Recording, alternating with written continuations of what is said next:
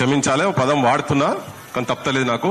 Mental మేధావులకు, ఈ mental మేధావులు వినేటువంటి మాటలు వింటందుకు వచ్చినటువంటి మెంటల్ ఆడియన్స్ కు దండం పెట్టి మాట్లాడదలుచుకున్నా.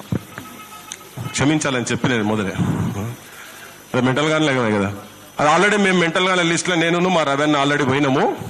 ఇప్పుడు ఇటు నుంచి మీరందరూ కూడా అదే కోవలకు చెందుతారు కాబట్టి నేను అక్కడ కూర్చొని మా భోజనం చేస్తుంటే నేను అసలు ఈ మీటింగ్కి ఏదో మాట్లాడదామని వచ్చినా కానీ తప్పలేదు, ఇంకోటి మాట్లాడాల్సి వస్తుంది. సరే మిగతా విషయాలు చాలా మంది మాట్లాడతారు కావచ్చు, కానీ అక్కడ వింటుంటే మా జీవన్ సారు ఒక మాట మాట్లాడుతుండే. అక్కడ భాష ఇద్దరి మధ్యలో, మాలల మధ్యలో, మాదిగల మధ్యలో భాష వికృతంగా, పదం నేను వేరే చెప్పొచ్చు, నాకు సరంగా పదం గుర్తు వస్తలేదు, కానీ అర్థం ఎట్లా అంటే వీళ్ళు తిడుతున్నారు వాళ్ళు తిడుతున్నారు అని అన్నాడు. నేనైతే మరి నేను ఈ మధ్య కాలంలోనైతే ఎప్పుడు నేను మందకృష్ణన్న భాషల మార్పు ఉండి ఒక కులాన్ని దూషించుకుంటూ లేకపోతే వ్యక్తులను దూషించుకుంటూ వినేది నేనే చూడలే.